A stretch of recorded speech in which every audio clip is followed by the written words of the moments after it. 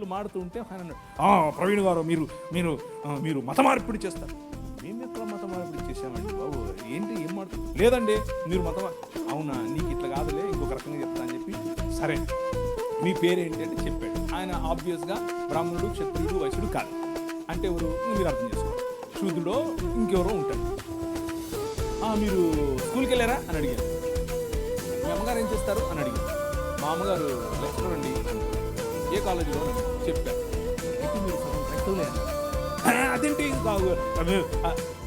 అంటే మీ సనాతనంలో మీరు చదువుకోకూడదండి, మీరు కాలేజీకి పోకూడదు, మీ స్త్రీలు అస్సలు చదువుకోకూడదు, వాళ్ళు చదువు చెప్పడం ఏంటి? చూసారా మా భావజాలం మీకు వచ్చేసారు అన్నాను. అయ్యో నవ్వుతున్నాడు.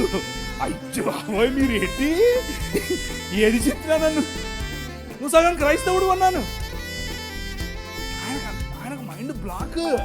ఏంటండి చెప్పాను. చూసారా, దేవుని రాజ్యం ఆవగింజంతదే, కానీ అది పెరుగుతుంది, నీకు తెలియకుండానే పెరుగుతుంది.